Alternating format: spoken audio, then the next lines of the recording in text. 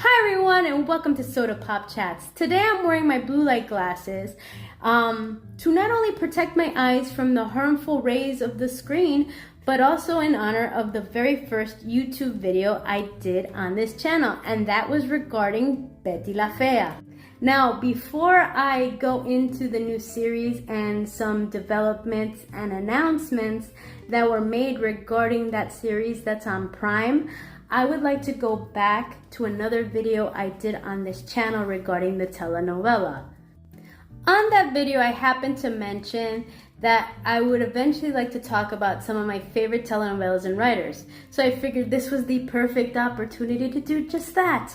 And you guessed it, one of my favorites happens to be Soy Betty La Fea, and that would be the original production by RCN Colombia from 1999 to 2001. This telenovela was probably written by one of the greatest telenovela writers of his generation, and that would be Fernando Gaitán. Now, before Betty, he had a successful novela that also had remakes later on as well, called Café con Aroma de Mujer. And thanks to the success of that telenovela, he was able to bring Betty to life because he had that backing of being successful. So when he presented this story to the network, at first they were a bit hesitant. Why? Well, because it was totally different from anything they ever saw or heard before. So basically, what Gaitán did was actually brilliant. He took 4 different genre elements and blended them together. Now, if done incorrectly, this could have ended up badly, but he had the support of a good cast and an excellent director to make this happen. Now, what were these 4 elements? Well, you had your traditional romance and drama, and then he mixed it with comedy and your ugly duckling fairy tale. Now you have your leads. Now, she was the ugly duckling. She had bangs, she had a unibrow, she had glasses, braces, dressed badly, was clumsy, had a funny laugh, and had plenty of other quirks as well. But what outshined all of that was who she was on the inside. She was extremely intelligent, loyal, noble, kind, was a good friend, and loved with all her heart. Now she has to go through a bunch of different things, deal with her insecurities and the bullying and other obstacles for her to transform into the beautiful swan that she becomes at the end of the telenovela, which reflects all the beautiful qualities she is in the inside on the outside. Meanwhile, he is almost like an anti-hero. He starts out as a womanizing playboy. He gets engaged to somebody to become president of the company.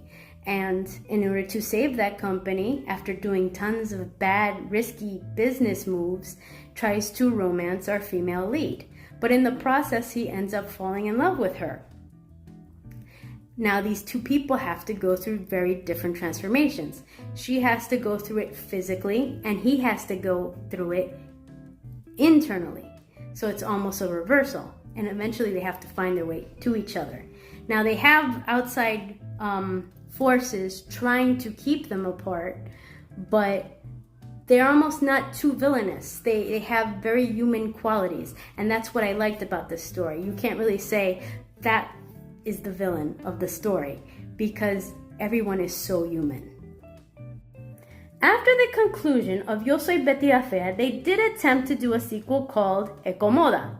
Now, this spin-off, instead of being a telenovela, it was more of a sitcom. The premise of the show was the comedic situations that Armando and Betty face while being married, raise their infant daughter, and have the day-to-day dealings at Ecomoda. Now, it didn't last very long. It was about 13 episodes, and I think the reason it didn't work was because it was just too much about the comedy and not enough about the drama. And also there was not this balance between Armando and Betty.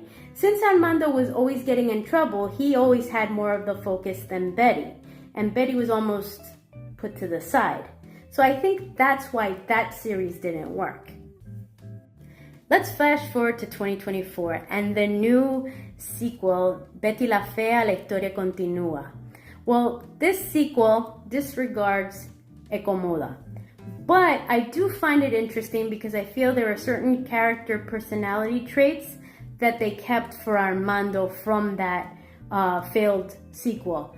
And because he's not the same Armando that we knew from the very beginning in Yo Soy Betty La Fea. He did change at the end of that telenovela.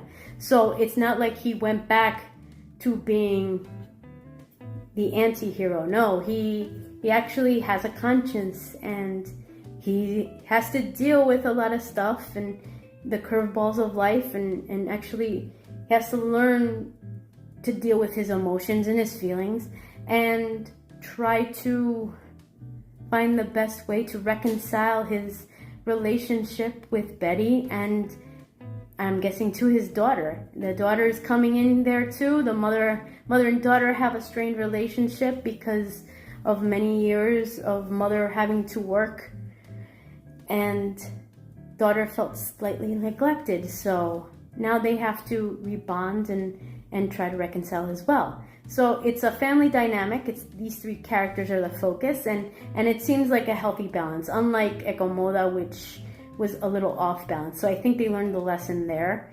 And this one is a drama comedy. So there's that mix again. Unfortunately, Gaitán is no longer with us, but they say this is a love letter to him. So let's see what happens. There's a few episodes online right now in the platform.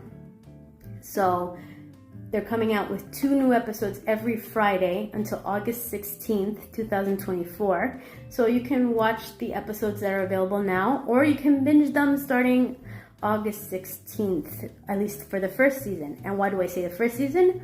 Well, it was announced that season 2 is coming out. So how will this affect the ending of this series right now, the season 1?